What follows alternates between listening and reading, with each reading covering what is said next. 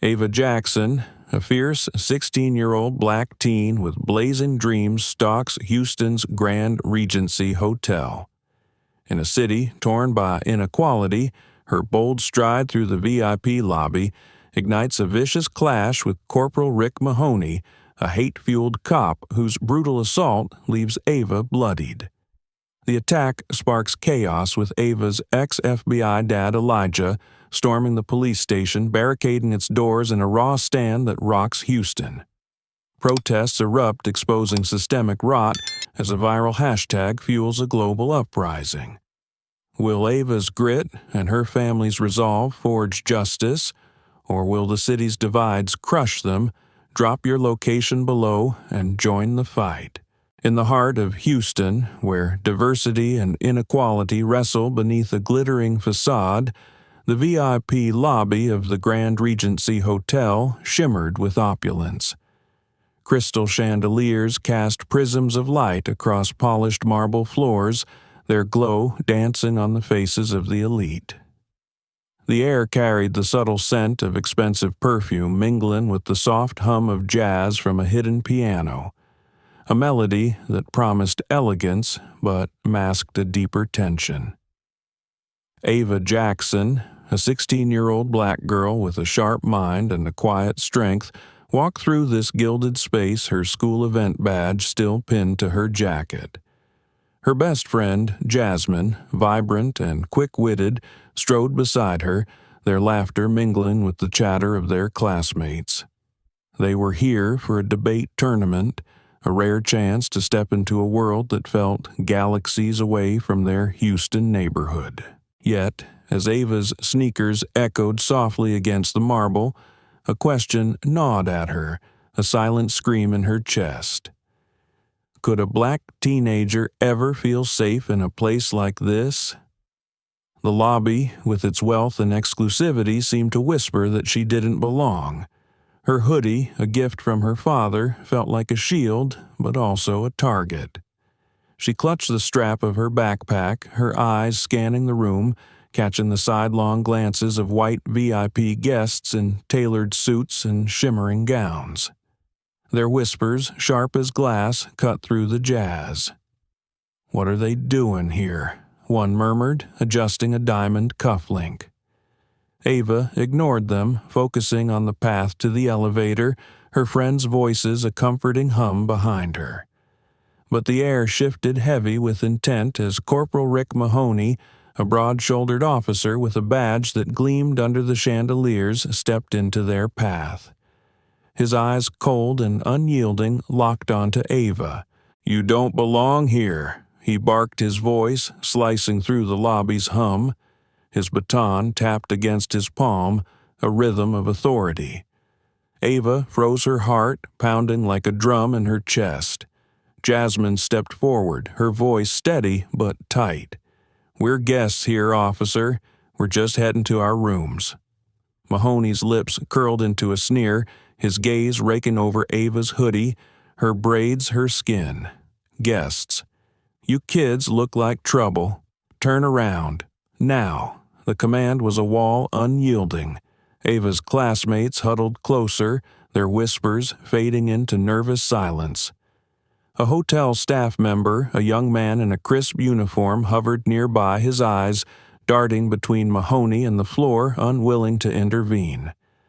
Ava took a breath, her voice calm but firm, the kind of courage honed from years of navigating spaces that didn't want her. "Sir, we're here for a school event. We have every right to be here." Her words were clear measured, but they ignited something in Mahoney. His face darkened, and he stepped closer, his baton now pointing directly at her face, inches from her nose. "Don't talk back, girl," he spat, his voice dripping with venom. "You think that hoodie makes you belong in a place like this." The word "girl" landed like a slap laced with a history of disdain. Ava's chest tightened, but she held her ground, her eyes locked on his. The lobby, once a haven of luxury, now felt like a stage for a brewing storm. The VIP guests, their faces a mix of curiosity and contempt, began to gather their phones, slipping from pockets to capture the scene. Whispers grew louder, a chorus of judgment. They shouldn't be here. One woman muttered, her pearls gleaming as she shook her head. Always causing trouble. Another added, his voice low but cutting. Ava's pulse raced, but she refused to look away from Mahoney. Jasmine's hand grazed her arm, a silent plea to stay calm, but the air was electric with tension. Mahoney's patience snapped. He lunged forward, his arm shooting out, pinning Ava against the wall with his forearm pressed against her throat. The cold marble bit into her back, and her breath caught a sharp gasp escaping her lips. The crowd gasped, phones raised higher, recording every second of the confrontation. "You think you can just walk through here?" Mahoney growled, his face inches from hers, his breath hot and sour. "You're nothing but trouble, all of you." The pressure on her throat tightened, and Ava's vision blurred at the edges, but her resolve burned brighter. "We're not doing anything wrong." She choked out, her voice a defiant whisper. Jasmine's cry rang out sharp and desperate. Let her go. She's just a kid. But Mahoney's eyes were wild, untamed, feeding off the power he wielded. The hotel staff member stepped back, his hands raised as if to distance himself from the chaos. Ava's classmates stood frozen, their faces a mix of fear and outrage, but none dared to move. The crowd's murmurs grew, a tide of voices swelling with prejudice, some calling for security, others egging Mahoney on. "Teach them a lesson," a man in a tuxedo muttered, his voice barely audible but heavy with malice. Ava's heart thundered, her mind racing with the weight of the moment. She was a teenager, a student, a daughter, not a threat. Yet here in the glittering heart of Houston's elite, she was reduced to a stereotype, a target for Mahoney's rage. The chandeliers above seemed to mock her, their light casting shadows that danced like specters of injustice. Her father's words echoed in her mind, "Never let them make you feel small." But as Mahoney's arm pressed harder, her breath shallow and ragged, she felt the world closing in. The crowd's phones, their lenses glinting like eyes captured every moment, turning her struggle into a spectacle. Ava's eyes flickered to Jasmine, whose hands trembled as she clutched her phone, her face a mask of fury and fear. The lobby, once a symbol of aspiration, now felt like a trap, its elegance a cruel veneer over the city's underbelly of division. Mahoney's voice dropped to a menacing whisper, his words meant for Ava alone. "You don't belong in Houston's high society, kid. Stay in your place." The threat hung heavy, a promise of worse to come. Ava's resolve wavered, but only for a moment. She thought of her father, of the stories he'd told her about standing tall in the face of hate. She wouldn't break. Not here. Not now.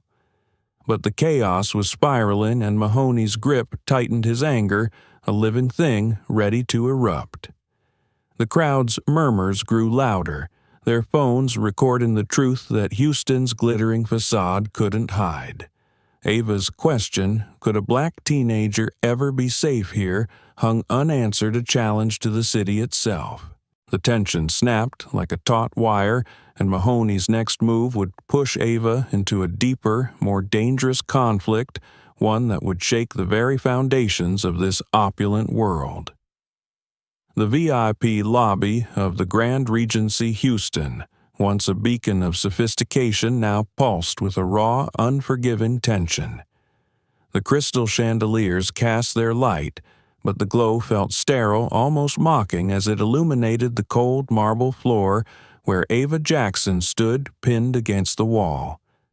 The air was thick with the scent of fear, the jazz drowned out by the murmurs of a growing crowd, their faces a mix of shock and morbid fascination. Ava's throat burned from Corporal Rick Mahoney's forearm, but his grip loosened as he stepped back.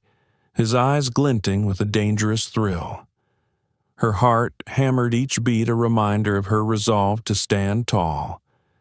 Jasmine, her best friend, hovered close, her hands clenched into fists, her eyes darting between Ava and the officer. The crowd of VIP guests and hotel staff swelled their whispers, a low hum of judgment phones still raised, capturing every moment. Ava's classmates lingered at the edges, their faces pale, their voices silenced by the weight of the scene. Mahoney's sneer widened his baton, now tucked under his arm as he grabbed Ava's backpack from her shoulder. With a single vicious tug, he yanked it open, spilling its contents across the marble. Textbooks, a notebook, a tube of cherry lip gloss, and a small photo frame clattered to the floor, the sound sharp and jarring in the hushed lobby. Ava's breath caught as Mahoney's eyes landed on the photo, a picture of her family smiling at a park picnic, her father's arm around her mother, her little brother grinning with a missing tooth. Mahoney picked it up, his fingers smudging the glass, and let out a harsh, mocking laugh. "What's this, your ghetto family thinking they belong in Houston's high society?" His voice was loud, deliberate, meant to cut deep. The word ghetto echoed a weapon aimed at Ava's pride. The crowd stirred some nodding and silent agreement, their faces etched with disdain. Ava's chest tightened, her family's joy in that photo now a target for his cruelty. She wanted to scream to snatch the frame back, but her voice stayed steady, a quiet fire in her words. "That's my family. We're just as much a part of Houston as you." Her defiance was a spark, and Mahoney's face twisted with rage. He dropped the photo, the frame cracking against the marble, and grabbed Ava's wrist, twisting it behind her back with a force that made her gasp. The pain was sharp, a searing jolt up her arm, and then a sickening crack echoed as he twisted harder. Ava bit her lip, refusing to cry out, but her knees buckled slightly, the world tilting under the weight of his aggression. Jasmine lunged forward, her voice breaking with desperation. "Stop it! You're hurting her. Let me call her mom." Mahoney spun toward her, his hand raised, silencing her with a glare. "You don't get to make demands, girl." He snapped his tone, dripping with contempt. Jasmine's eyes filled with tears, but she stood her ground, her phone clutched tightly, her pleas unanswered. The hotel security guards clad in dark uniforms stood at the periphery, their faces unreadable, their hands idle. One guard shifted his weight, his eyes flickering with unease, but he made no move to intervene. The crowd's murmurs grew louder, a mix of disapproval and thrill, their phones capturing the escalating drama. "They shouldn't be here," a woman in a sequined dress whispered, her voice carrying a venom that matched Mahoney's. Ava's classmates, frozen in fear, exchanged glances, their earlier laughter now a distant memory. The pain in Ava's arm was a throbbing pulse, but her mind raced, clinging to her father's lessons about dignity in the face of hate. She straightened her voice, cutting through the pain. "We didn't do anything wrong." The words were a challenge, a refusal to be diminished. Mahoney's eyes narrowed, and he twisted her arm harder, the crack of her wrist sending a shockwave through the crowd. A gasp rippled through the onlookers, some stepping back, others leaning closer, their phones unwavering. Jasmine's voice broke again, a raw cry. "Please, just let her go." But Mahoney was beyond reason, his authority a drug fueling his actions. He shoved Ava's shoulder, forcing her to her knees, her spilled belongings scattered around her like evidence of her supposed crime.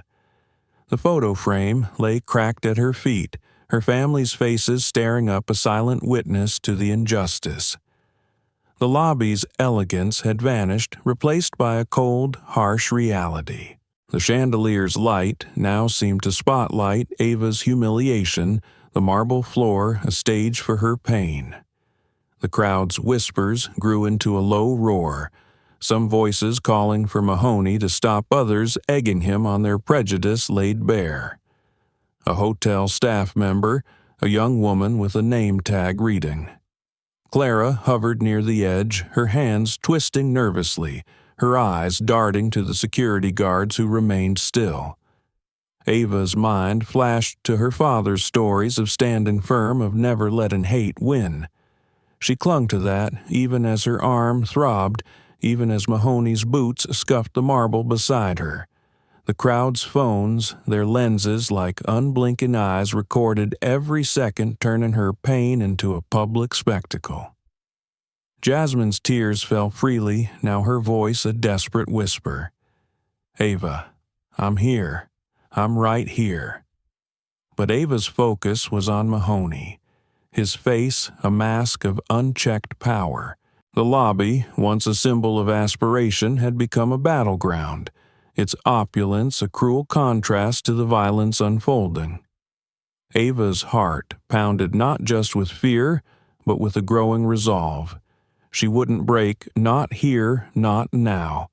But Mahoney's rage was a wildfire spreading unchecked, and his next move would drag this confrontation into a more public, more dangerous arena, where the eyes of Houston and beyond would bear witness to the truth. The VIP lobby of the Grand Regency Houston had descended into chaos, its once pristine elegance shattered like the glass display case that now lay in ruins.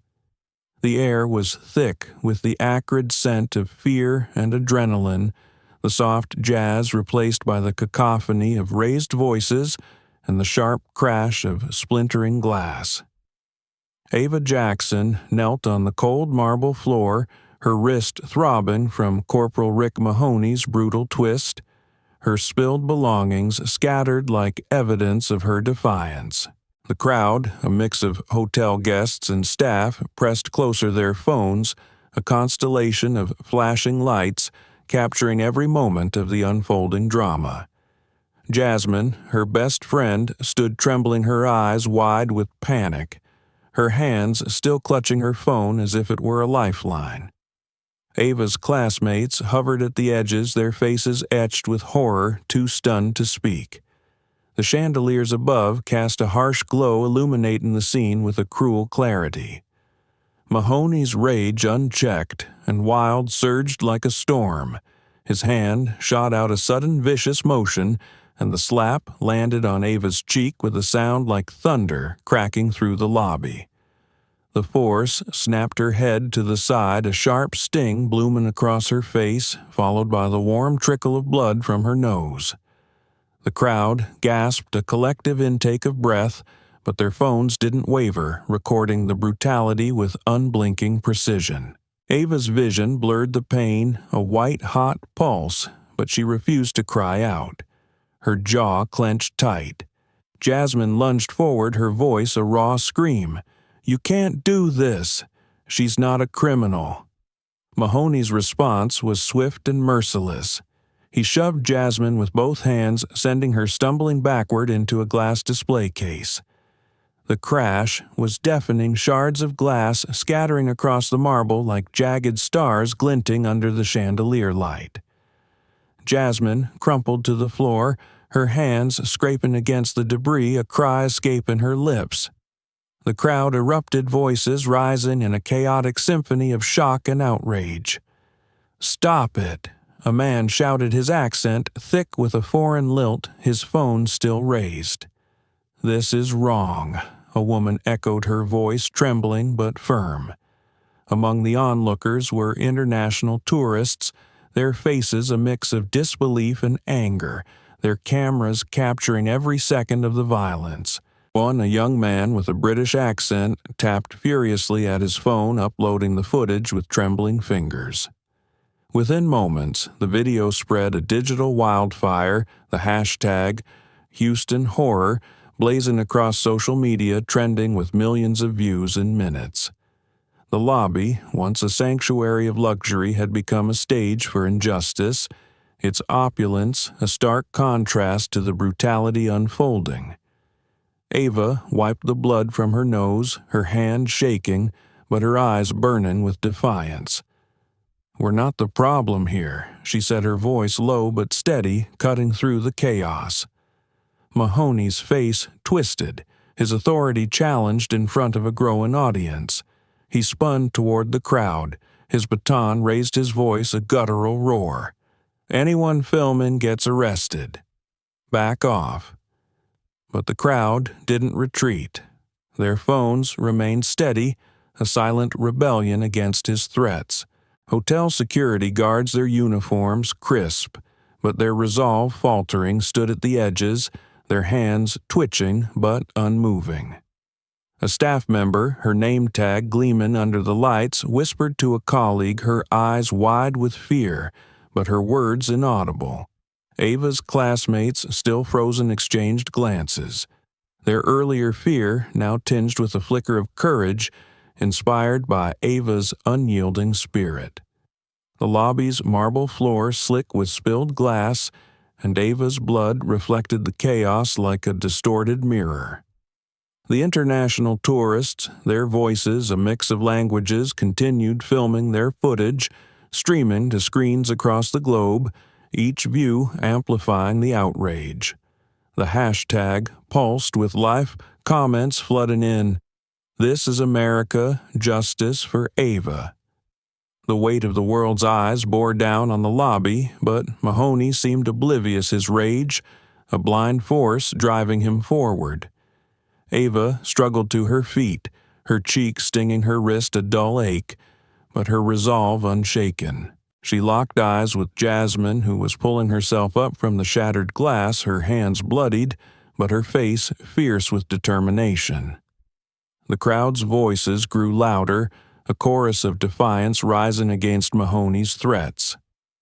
"Let them go," a woman shouted, her voice carrying the weight of shared outrage. But Mahoney's control was slipping, his actions growing erratic, fueled by the crowd's defiance and the cameras that refused to look away. The lobby, now a battlefield, echoed with the sound of glass crunching underfoot, the air heavy with the weight of a city's hidden truths. Ava's heart pounded not just with fear, but with a growing sense of purpose. She thought of her father, his lessons about standing tall, about never letting hate define her. The blood on her face was a badge of her resistance, a testament to her refusal to be silenced. Jasmine reached for her hand, their fingers interlocking, a silent vow to face this together. The crowd's phones, their lenses like 1,000 eyes, captured the moment, turning Ava's pain into a rallying cry.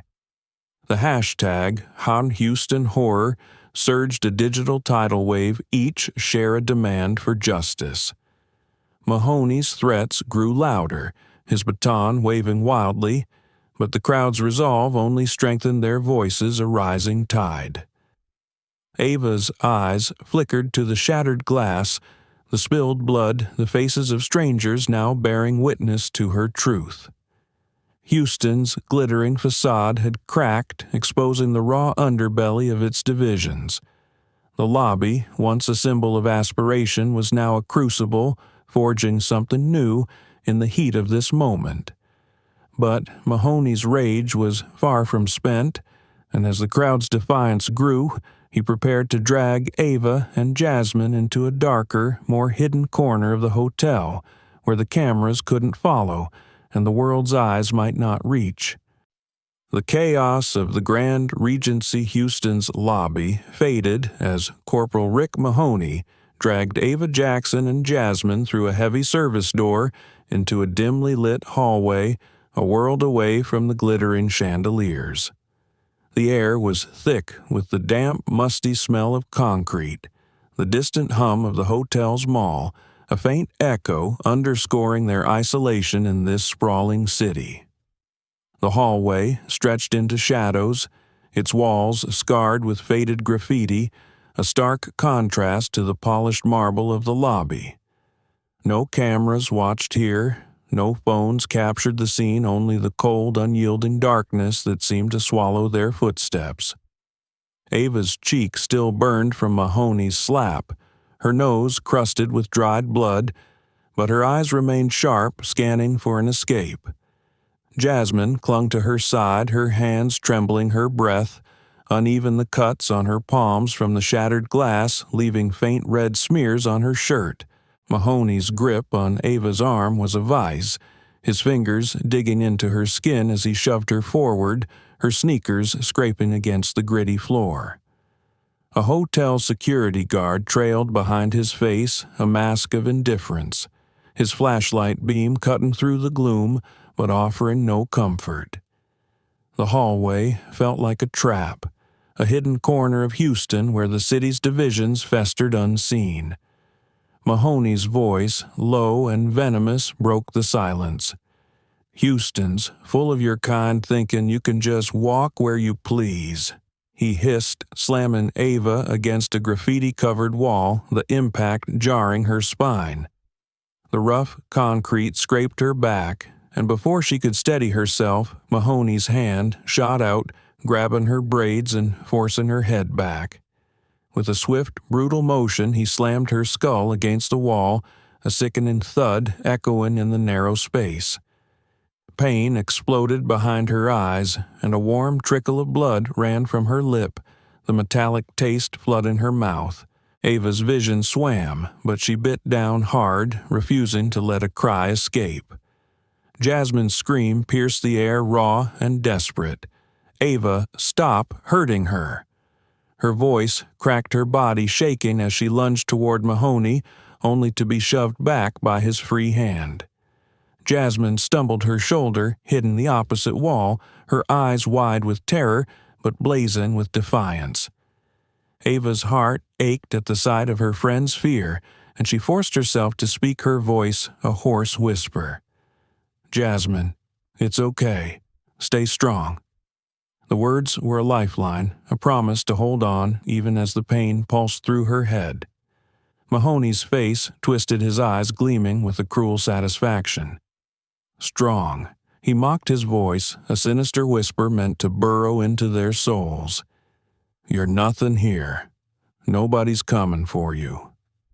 His words were a blade cutting deeper than the physical blows, each syllable dripping with the weight of a city's unspoken prejudices. Ava's mind raced, clinging to memories of her father's strength, his stories of resilience in the face of hate. She wouldn't let Mahoney break her, not in this forgotten hallway, not anywhere. But the isolation was suffocating, the absence of witnesses a silent accomplice to his cruelty. A faint shuffle broke the tension, and Ava's eyes flickered to a figure at the hallway's end, a hotel worker, a black man in a faded uniform, his face etched with conflict. His name tag read Marcus, and his hands twitched as he stood frozen. His eyes meeting Ava's for a fleeting moment. She saw the struggle in his gaze, the weight of his own fear. His own battles in a city that often turned its back on people like them. "I'm sorry," he whispered, his voice barely audible, a tremor of guilt and powerlessness. Then he turned his footsteps, retreating into the shadows, leaving Ava and Jasmine alone with Mahoney's wrath. The apology hung in the air, a twist that deepened the ache of their abandonment, a stark reminder of the silence that often enabled such violence. Ava's chest tightened, but she drew strength from Jasmine's presence, their shared resolve a flicker of light in the darkness. Mahoney's grip tightened on her braids, his breath hot against her ear as he leaned closer. "You think you're somebody." He sneered, his words laced with a hatred that felt ancient, rooted in the city's fractured history. "This is my Houston, not yours." Ava's blood pounded in her ears, but she held his gaze, her voice steady despite the pain. "This is my city, too." The defiance in her words was a spark, a challenge to his authority, and it infuriated him. His hand reared back, poised for another blow, but Jasmine's cry stopped him short. her voice a desperate plea. "Leave her alone. You're the one who doesn't belong here." Mahoney's head snapped toward her, his rage momentarily divided, giving Ava a moment to breathe to gather her strength. The hallway's oppressive darkness seemed to close in the graffiti on the walls, a silent witness to their struggle. The security guard lingered at the edge, his flashlight now dim his presence, a hollow formality. Ava's mind flashed to the crowd in the lobby, their phones, the hashtag Hugh Houston Horror that was spreading her story beyond these walls. But here, in this hidden corridor, they were alone, cut off from the world's eyes. The taste of blood in her mouth was a bitter reminder of the stakes. But Ava's resolve burned brighter, fueled by the thought of her family, her community, her right to exist in this city. Jasmine's hand reached for hers, their fingers brushing a silent vow to endure. Mahoney's rage, unchecked in this cameraless void, was a storm ready to consume them. The workers' whispered apology echoed in Ava's mind, a haunting reminder of the fear that silenced so many. But, as Mahoney raised his hand again, the sound of heavy footsteps echoed from the hallway's end, a new presence breaking the isolation. Elijah Jackson. Ava's father was coming, his authority a beacon that would challenge Mahoney's cruelty, head-on pulling them from this dark abyss into a confrontation that would shake the very foundations of Houston's hidden truths. The dimly lit hallway of the Grand Regency Houston gave way to the stark, fluorescent-lit security office, a cramped room that felt more like a makeshift precinct than part of a luxury hotel. The air buzzed with the static crackle of a police radio, its intermittent chatter blending with the muffled shouts of a crowd gathering outside the door. The walls, lined with monitors, flickering with static, seemed to close in, amplifying the tension that hung like a storm cloud. Ava Jackson stood trembling, her face bruised blood drying on her lip, her wrist aching from the earlier assault. Jasmine, her best friend, hovered close, her hands still shaking, her eyes red from tears but fierce with loyalty. The security guards, their faces impassive, stood by the door, their radios silent, their presence a hollow formality. The crowd outside, a mix of hotel guests and passers-by pressed against the glass, their phones raised, capturing the chaos that had spilled from the lobby. The air was thick with the weight of confrontation the city's undercurrents of division laid bare. Heavy footsteps echoed from the hallway, and Elijah Jackson burst into the room, his broad shoulders filling the doorway, his eyes blazing with a father's protective fury. His suit was crisp, but his face was etched with worry, his voice a low, commanding rumble. "Where's my daughter? I'm Elijah Jackson, former FBI. I want to see Ava now." The revelation of his past hit the room like a shockwave, the weight of his authority momentarily silencing the chatter. Ava's heart leaped at the sight of him, a beacon of hope in the suffocating chaos. But Corporal Rick Mahoney, his face flushed with rage, didn't flinch. His eyes widened briefly at the mention of the FBI, a flicker of unease crossing his features, but it was quickly replaced by a sneer, his prejudice outweighing any fear. "FBI or not, you're just another troublemaker?" He spat, his voice dripping with a venom rooted in Texas's long history of racial slurs. The word he used, sharp and hateful, cut through the room, a dagger aimed at Elijah's dignity. Ava's breath caught tears welling as she saw her father, her rock, targeted with the same hatred she'd endured. Mahoney stepped forward, his baton raised, and shoved Elijah hard, sending him stumbling against a metal desk. The crash echoed a harsh counterpoint to the radio's static. Elijah regained his balance, his eyes locked on Mahoney, his voice steady despite the assault. "You don't get to silence us. I won't stay quiet." The words were a vow, a challenge resonating with the strength that seemed to draw the air from the room. Ava's tears spilled over her chest, heaving as she watched her father stand tall, his resolve a mirror of her own.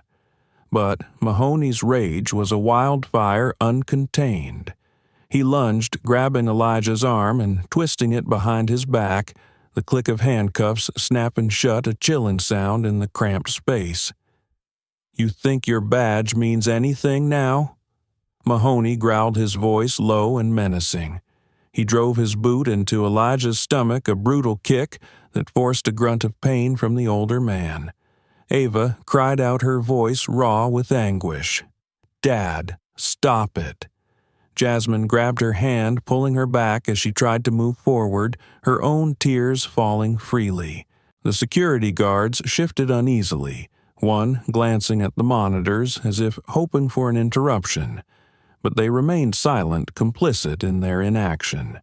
The crowd outside grew louder, their shouts filtering through the door, a mix of outrage and demands for justice, their phones still recording, amplifying the scene to the world. Mahoney's face twisted with a cruel satisfaction, his authority unchecked in this confined space. He yanked Elijah upright, the handcuffs cutting into his wrists, and leaned close, his voice a venomous whisper. "You and your kind don't belong here." The slur he used, steeped in the state's painful history, landed like a physical blow, and Ava's sobs grew louder, her heart breaking for her father's pain. But Elijah's eyes never left Mahoney's, his gaze a steel wall of defiance. "We belong everywhere," he said, his voice calm but unyielding, each word a testament to a lifetime of fighting battles like this. The crowd's voices outside swelled their phones, capturing the confrontation, the hashtag #HoustonHorror still trending, each view a testament to the city's exposed wounds.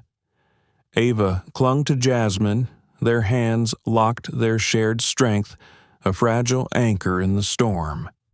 The security office, with its flickering monitors and crackling radio, felt like a pressure cooker, the tension ready to explode. Mahoney's actions, driven by a need to dominate, were spiraling, his cruelty a public display, now seeping into something more personal, more vicious. The guards' silence was a weight, their inaction, a betrayal that mirrored the hotel workers' whispered apology in the hallway. Ava's tears fell, but her father's words echoed in her mind, a call to resilience she couldn't ignore. She wiped her face, her voice trembling but firm. "You're wrong about us," she said to Mahoney, her words a quiet rebellion.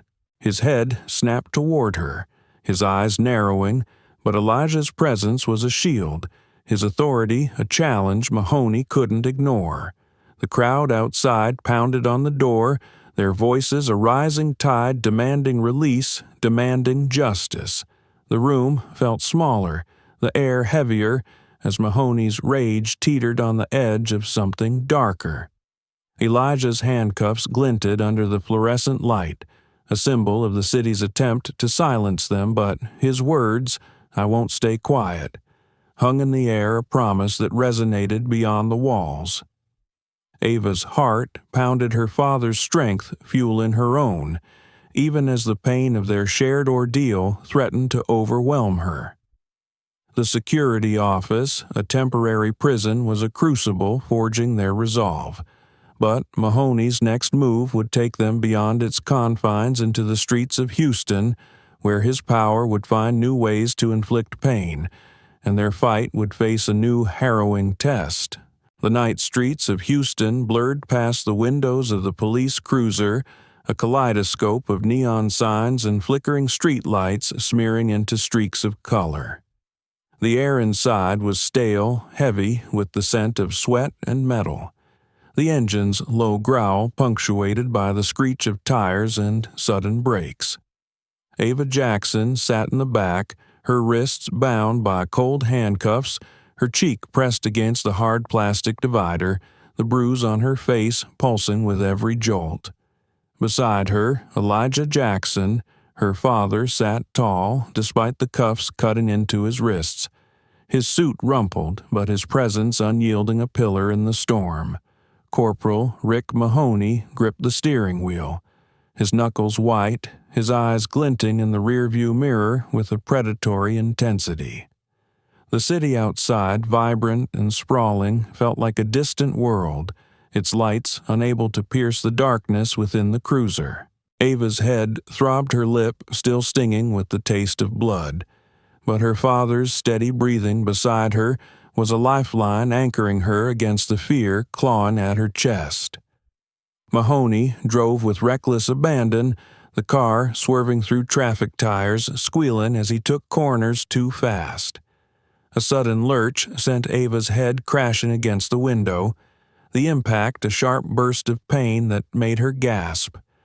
Stars danced in her vision, but she bit back a cry, her jaw clenched tight. Elijah's voice, low and calm, cut through the haze. "Stay strong, Ava. We're tougher than this." His words were a beacon, a reminder of the resilience he'd instilled in her, but they were met with Mahoney's harsh laugh, a sound that grated like gravel. "Tough?" he mocked, his voice dripping with disdain. "You're nothing but trouble, both of you." His eyes flicked to the rearview mirror, locking onto Ava's, his hatred a tangible force. The cruiser jerked again, another deliberate swerve, and Ava's shoulder slammed into the door, her breath catching in her throat.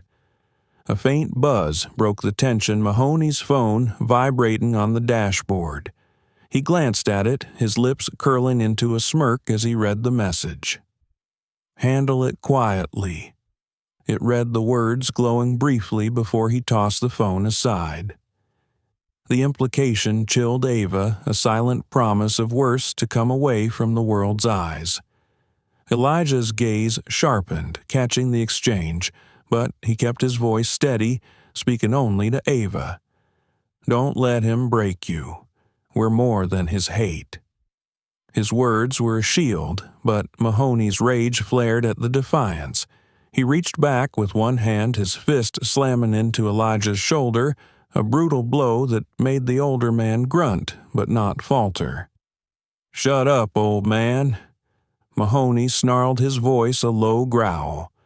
"You don't get to play hero." The cruiser swerved again, this time narrowly missing a streetlight pole, the screech of brakes echoing through the night. Ava's heart stopped, her mind screaming, "Is this the end?"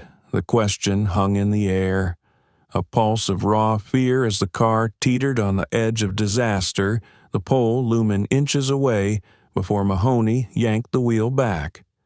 Her breath came in ragged gasps, her body pressed against the seat, the handcuffs biting deeper into her wrists. The city outside rushed by, indifferent to their plight, its lights a mocking reminder of the freedom just beyond their reach. Elijah's hand brushed hers, a fleeting touch through the cuffs, a silent vow to endure. Mahoney's phone buzzed again, but he ignored it. His focus split between the road and his prisoners, his rage a living thing filling the cramped space. The cruiser's radio crackled, a dispatcher's voice droning about unrelated calls, but it felt like a lifeline to the outside world, a world that had seen their story through the viral hashtag, "Your Houston Horror." Ava clung to that thought, the knowledge that their pain was no longer invisible, even as the cruiser hurtled toward an uncertain fate. Mahoney's driving grew more erratic, each swerve a deliberate act of intimidation, each jolt a reminder of his control. Ava's head ached, her body bruised, but her father's presence was a steadying force, his words echoing in her mind. "We're more than his hate." She repeated it silently, a mantra against the fear, her eyes fixed on the blurred city beyond the glass.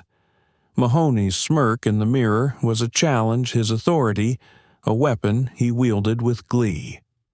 The cruiser's engine roared the streets of Houston, a maze they couldn't escape each turn, pulling them deeper into Mahoney's domain. Ava's thoughts flashed to the hotel, the crowd, the phones that had captured their truth. But here in this speeding cage, they were alone at the mercy of a man whose hatred knew no bounds. Elijah's voice, soft but firm, broke the silence again. "Ava, you're my strength. Remember that." The words were a spark igniting her resolve, even as Mahoney's fist twitched, itching to strike again. The city's lights faded as they neared the station, the cruiser slowing the engine's growl, softening to a menacing hum. Ava's heart pounded, her fear tempered by a growing fire, a refusal to be broken. The near collision with the pole lingered in her mind, a brush with death that sharpened her focus. Mahoney's phone buzzed once more, unanswered its message, a shadow over their fate. The cruiser pulled into the station's lot, the harsh glare of floodlights washing over them, a stark contrast to the dark streets. Ava's breath steadied her father's presence, a rock she clung to even as Mahoney's smirk promised more pain. The station loomed ahead, a fortress of concrete and power, where the next phase of their ordeal awaited. The door opened and Mahoney's hand clamped onto Ava's arm, pulling her toward the interrogation room, a place where secrets and abuse thrived without witnesses, and their fight for survival would face its darkest test yet. The interrogation room at Houston PD was a frigid, claustrophobic cell, its concrete walls stained with years of despair, the air heavy with the hum of a flickering fluorescent bulb. The single camera in the corner buzzed faintly, its red light blinking like an indifferent eye recording but offering no protection. Whispers from officers outside the door drifted through, their voices laced with unease, a stark contrast to the cold authority within. Ava Jackson sat on a metal chair. Her wrists still raw from the handcuffs, her face bruised the dried blood on her lip, a bitter reminder of the night's violence. In a nearby cell, her father Elijah was confined, his presence a faint comfort through the steel bars, his occasional cough echoing in the silence. Corporal Rick Mahoney loomed over Ava, his shadow swallowing the dim light, his eyes burning with a relentless cruelty. Another officer, Rodriguez, stood by the door, his face taut, his fingers subtly adjusting a small device in his pocket, a recorder hidden, capturing every word. Other officers milled outside their footsteps, a constant reminder of the power imbalance in this sterile, unforgiving space. Mahoney's hand shot out, grabbing a fistful of Ava's braids, yanking her head back with a force that made her gasp. "You think you're untouchable?" He snarled, his voice a low, venomous hiss. He slammed her head forward, her forehead crashing against the metal table with a sickening thud. Pain exploded across her skull, a white-hot flare that blurred her vision, but she clenched her teeth, refusing to cry out. "Houston's got graves for people like you." Mahoney spat his words, a chilling promise, each syllable dripping with a hatred that seemed to echo the city's darkest corners. The threat hung in the air, a specter of violence that made Ava's heart pound, her breath shallow. From the nearby cell, Elijah's voice rang out raw and desperate as he pounded his fists against the bars. "Leave her alone. She's my daughter." The sound of metal rattling filled the room, a futile protest against the bars that held him. His anguish tore at Ava's heart, her eyes welling with tears, but she drew strength from his voice, a reminder of the fire that burned within them both. Mahoney's lips curled into a sneer, his grip tightening on Ava's hair, pulling until she winced. "Your daddy can't save you now." He mocked, his voice a blade meant to cut deep. But Ava's resolve held her voice trembling but defiant. "You're wrong. We're stronger than you think." The words were a spark, a challenge that made Mahoney's eyes flash with rage. He raised his hand again, poised to strike, but a faint click from Rodriguez's direction froze him. The younger officer, his face pale, had shifted his hand, brushing the recorder in his pocket. Mahoney's head snapped toward him, suspicion narrowing his eyes. What was that? He barked, stepping closer to Rodriguez, who stiffened his fingers, hovering near the device. Nothing. Sir Rodriguez stammered his voice, barely steady, but his eyes betrayed a flicker of fear. The moment hung heavy, the air thick with the threat of discovery, the recorder a silent witness that could change everything. Ava's pulse raced, her eyes darting between Mahoney and Rodriguez, sensing the precarious balance of the moment. Elijah's fists struck the bars again, his voice a roar. "Don't touch her. I'll make sure the world knows what you're doing." His words were a lifeline pulling Ava back from the edge of despair, but they only fueled Mahoney's fury. He spun back to Ava, his hand slamming the table, the sound echoing like a gunshot. "You think anyone cares about you?" he growled, leaning so close she could feel his breath sour and hot. "This city chews up people like you and spits them out." Ava's tears fell, but she held his gaze, her voice a whisper of steel. "The world's watching. You can't hide this." Her defiance was a flame, small but unyielding, and it shook Mahoney, his control fraying at the edges. Rodriguez shifted again, his hand steadying the recorder, his face a mask of quiet resolve. The other officers outside whispered louder, their voices a murmur of doubt, some questioning Mahoney's actions, others urging silence. The room felt like a pressure cooker, the tension a living thing ready to erupt. Ava's head throbbed, her body aching, but her father's voice, his unyielding spirit, kept her grounded. She thought of the hotel, the crowd, the viral hashtag that had carried their story beyond these walls. Mahoney's threats, his violence, were a desperate attempt to reclaim control, but the world was listening, and Ava clung to that truth. Rodriguez's recorder, hidden in his pocket, was a beacon of hope, a secret weapon in this battle. Mahoney's eyes flicked back to him, suspicion lingering, but he turned his focus to Ava, his hand twitching as if itching to strike again. Elijah's voice broke through once more, softer now, but resolute. "Ava, you're my heart. Stay strong." The words were a shield wrapping around her, even as Mahoney's shadow loomed larger. The camera's red light blinked on a silent observer that offered no salvation, its footage a potential weapon or a forgotten record. Ava's heart pounded, her fear tempered by a growing fire, a refusal to be broken. Mahoney's cruelty was a storm, but she was a rock, weathered but unbroken. Rodriguez's hand steadied his recorder, still running, capturing every word, every threat. The whispers outside grew louder, a ripple of unease among the officers, a crack in the wall of silence. Ava's eyes met her father's through the bars, a silent vow to endure to fight. The interrogation room, with its cold walls and buzzing light, was a crucible forging their resilience in the face of hate.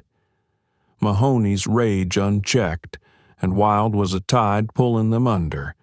But Rodriguez's hidden recording was a lifeline, a spark that would ignite a firestorm of outrage, carrying their truth to the world and sparking a wave of communal response that would shake Houston to its core.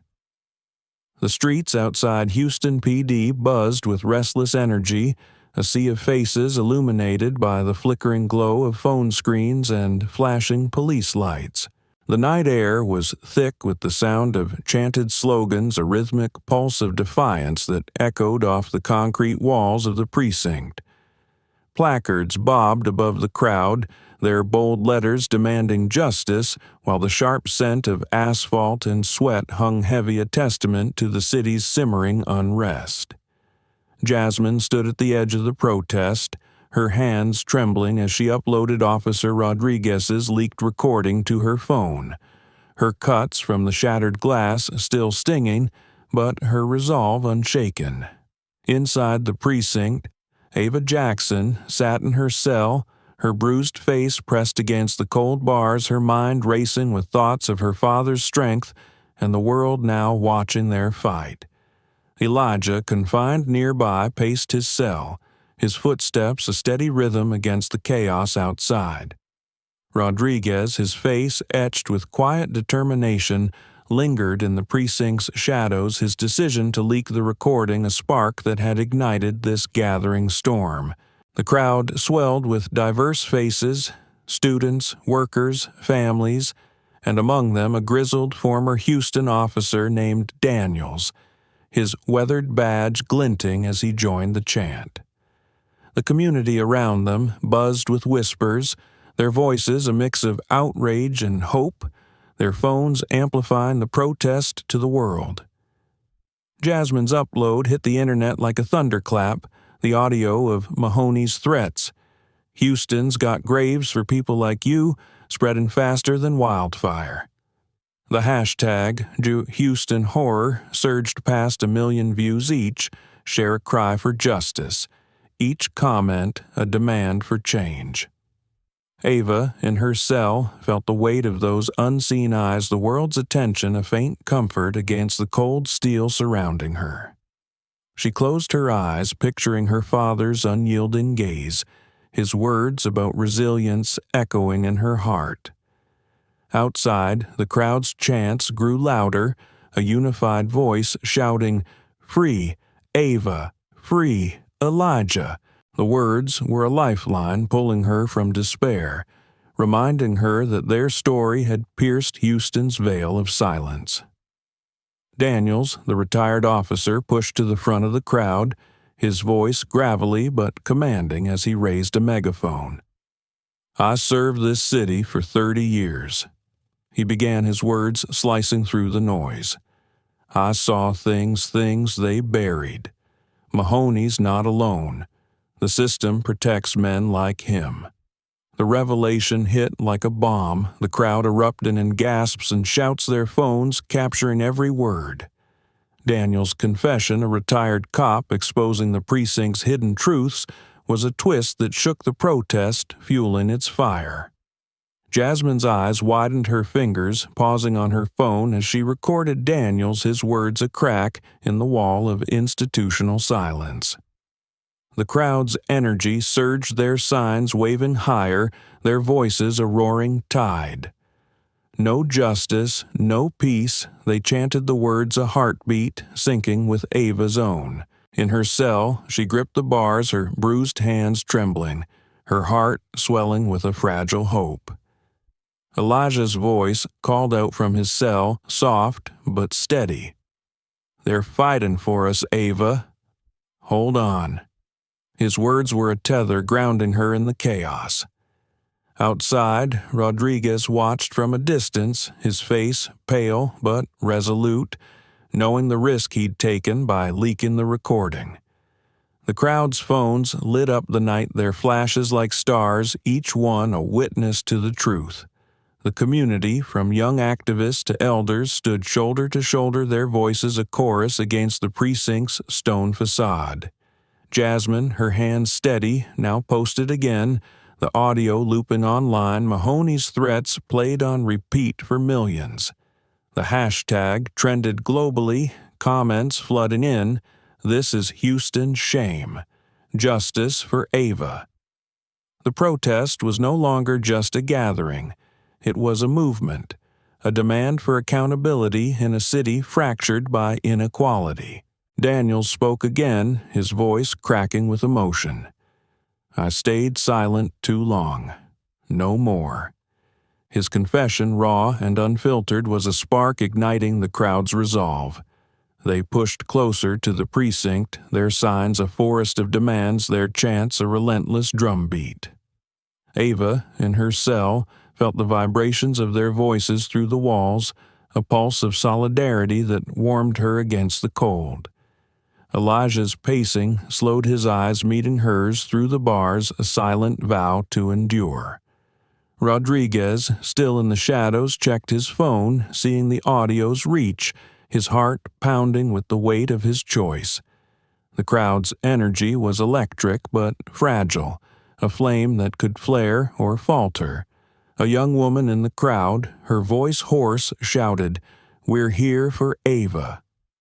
The words reached Ava's ears, a faint echo through the precinct's walls, and she pressed her forehead against the bars, tears falling, but her spirit unbroken. The community's presence, their refusal to look away, was a shield against the darkness that had tried to swallow her. Jasmine outside felt the crowd's strength, her cuts forgotten, as she typed another post, her words a call to action. The retired officer's revelation hung in the air, a truth that couldn't be buried, a challenge to the city's silence. The precinct's lights glared down unyielding, but the crowd's resolve was stronger, their voices a rising tide. Ava's thoughts turned to her father's lessons, his belief in standing tall, and she whispered to herself, "We're not alone." The hashtag's reach grew a digital wave crashing against Houston's foundations, exposing its cracks. Rodriguez's recording, a quiet act of courage, had become a beacon, drawing the world's eyes to their fight. The protest pulsed with life, a testament to the community's refusal to be silenced. But the fragile peace was a thread stretched thin, ready to snap under the weight of the law's heavy hand, pulling the city into a chaos that would test the limits of their courage and unity. The streets outside Houston PD had become a battleground, the air thick with the choke and sting of tear gas that rolled in clouds obscuring the flickering streetlights. The rhythmic chants of the crowd were now fractured by screams and the sharp crack of batons against shields, a cacophony that drowned out the city's usual hum. Placards lay trampled on the asphalt, their messages of justice smeared with dirt, while the glow of phone screens persisted, capturing the chaos in real time. The crowd, a tapestry of young activists, families, and elders, stood defiant, their faces streaked with tears from the gas, their voices hoarse but unyielding. Among them was Maria, a mother clutching her 10-year-old son, his small frame trembling as they held a sign demanding freedom for Ava and Elijah. Police officers in riot gear formed a wall, their visors reflecting the crowd's fury, their movements mechanical yet menacing. Community leaders, including a pastor named Reverend Carter, stood at the forefront, his voice a beacon through the haze urging calm, even as the tension crackled like a live wire. The night air was heavy, the scent of smoke and fear, a stark reminder of Houston's fractured soul. The protest, sparked by the viral audio of Mahoney's cruelty, had swelled into a movement, but now it teetered on the edge of violence. A canister of tear gas arced through the air, landing near Maria and her son, its hiss a prelude to chaos.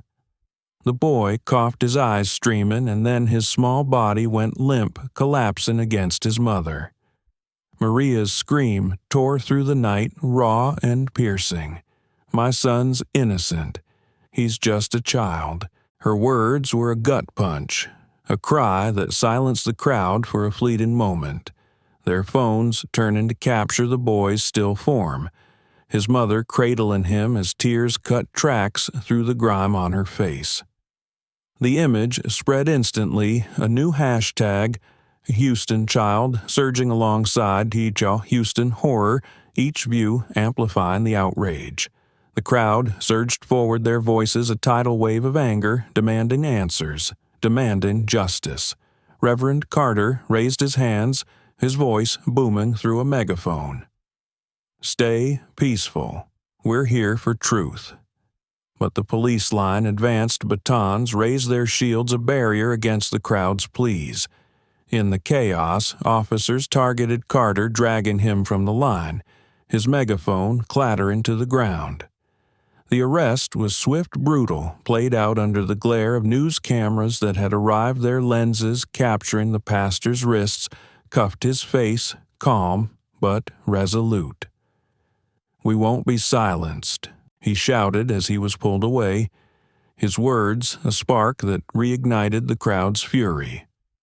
The clash was immediate batons, swinging protesters pushing back their voices a defiant roar against the police's force. A young woman beside Maria, her face masked against the gas, helped lift the boy shouting for a medic as the mother's sobs echoed. The police pressed harder, their line unyielding, arresting dozens students, workers, even an elderly man clutching a sign. The arrests were chaotic hands, zip-tied bodies dragged across the asphalt, the cameras rolling through it all. The crowd's chants fractured into cries of pain and defiance, their unity tested but unbroken. Maria, still holding her son, now conscious but dazed, screamed at an officer, her voice breaking. "He's a child. What's wrong with you?" The officer's face, hidden behind a visor, offered no response. Only the cold swing of a baton that narrowly missed her. The community's strength was palpable, their shared outrage a force that pushed against the police line even as tear gas canisters rained down. A news helicopter hovered above its spotlight, cutting through the smoke, broadcasting the scene to a world already gripped by the story. The crowd's phones, undeterred by the chaos, kept recording their footage, a testament to the city's refusal to look away. A young man, his shirt torn, shouted, "This is for Ava, for Elijah." His voice was joined by others, a chorus that rose above the gas and batons, a refusal to be broken. The arrested, including Carter, were shoved into vans, their faces a mix of defiance and exhaustion, their signs left scattered on the ground. Maria, her son, now in her arms, stumbled to the side, helped by a stranger, her sobs a haunting refrain in the night. The police line held firm, their shields a wall against the crowd's grief, but the protesters' resolve was a fire that wouldn't die. The boy's collapse. Maria's cry had become a symbol, a searing image that burned through social media, each share a demand for accountability. The community, battered but unbowed, stood together, their voices a relentless drumbeat against the precinct's walls. The tear gas stung, the batons bruised, but their spirit held a testament to a city fighting its own shadows. The news cameras zoomed in, capturing the arrests, the chaos, the mother's anguish, turning Houston's streets into a global stage. The crowd's chants grew louder, a call for justice that echoed beyond the smoke, beyond the city. The pastor's arrest, broadcast live, was a spark that fueled the outrage, his words. "We won't be silenced," a mantra for the movement.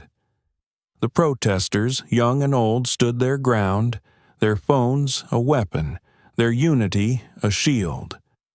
Maria's cry for her son lingered, a sound that cut deeper than the gas, a reminder of the stakes.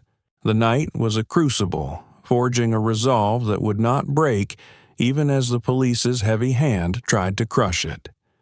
The chaos, raw and unrelenting, was spilling beyond the precinct, seeping into the daily lives of Houston's residents, where the Jackson family would soon face threats that struck at the heart of their home, pulling their fight into a new personal battleground. The Jackson family's home in Houston's suburbs was a quiet refuge, until the night erupted in chaos, a Molotov cocktail shattering against their car flames, licking the driveway under the moon's pale glow. Smoke seeped through the windows, stinging Ava's eyes as she crouched under the kitchen table with her mother Gloria and little brother Malik. Elijah, his face grim, shoved the burning car away from the house, his hands blistered but his resolve fierce. A threatening letter pinned to the door promised worse. Gloria, clutching a bleeding cut from flying glass, whispered, "I'm fine." My love, her voice, a trembling anchor, as flames roared closer, nearly engulfing their home. Ava's heart pounded, but her family's unity held firm. They called international allies a desperate plea for support, their voices shaking but resolute. The crisis spilled into Oakview High, where Ava faced a new battlefield. Graffiti on the school's walls screamed, "Go home, monkey." The words a gut punch as students, including a former friend, pelted her with stones. Jasmine stood by her defiant as Ava shouted, "I'm not going anywhere before news cameras." Her voice a raw challenge to the betrayal. Teachers intervened, their faces strained, but the media's spotlight amplified Ava's stand, turning her pain into a rallying cry. The hostility escalated, targeting Tasha, a witness who live-streamed her own assault, her arm broken by a masked attacker outside her Houston home. The community's outrage boiled over at a CNN town hall where tear gas clouded a church vigil, and FBI agents stormed in, arresting Corporal Rick Mahoney mid-trial as he hurled a chair, narrowly missing Ava and the judge. His superior, Evans, was cuffed in the courtroom screaming, "I'm innocent." The chaos broadcast live shook Houston. In the trial's aftermath, Mahoney received a 40-year sentence, the DOJ unveiling damning evidence from Rodriguez's recording. Ava, standing tall, accepted a civil rights medal in Washington, her family by her side. At a Houston vigil, candles flickered as Ava read victims' names, her voice breaking with emotion, a final twist as hostile hecklers were arrested. In her room, Ava recorded a video, her words clear, "Silence kills justice. Stand up like Houston did, flawed but fighting." The crowd's song rose, a testament to resilience, urging listeners to break their own silence, leaving a legacy of empathy and action.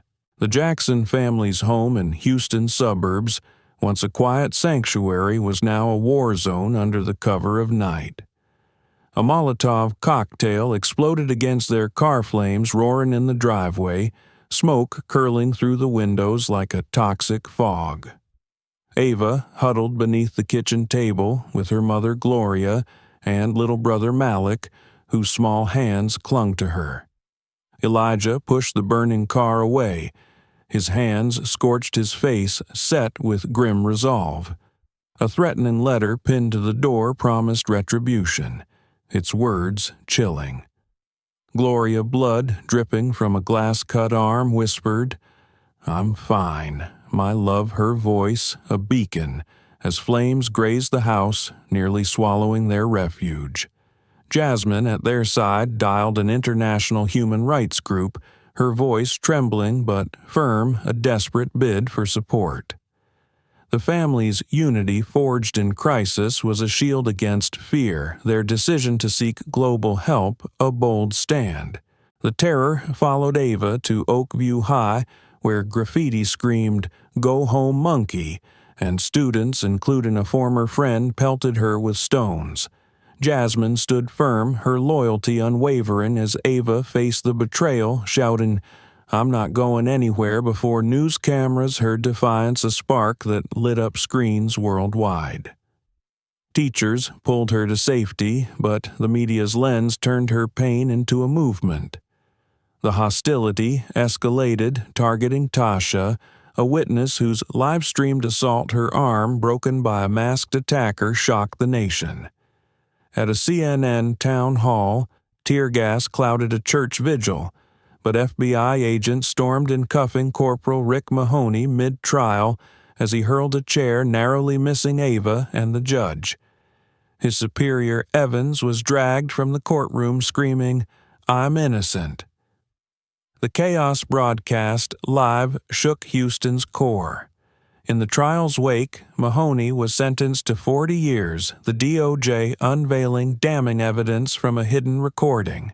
Ava, standing tall in Washington, accepted a civil rights medal, her family's strength beside her. At a Houston vigil, candles glowed as she read victims' names, her voice breaking a final twist as hostile hecklers were arrested. In her room, Ava recorded a video, her words resolute. Silence kills justice. Stand up like Houston did, flawed but fighting. The crowd's song rose a call to action, urging empathy and courage, leaving listeners inspired to break their own silence against injustice. Ava Jackson's fight from a brutal clash in Houston's Grand Regency Hotel to a vigil that lit up the night shows the unbreakable strength of a teenager and her family against a tide of hate.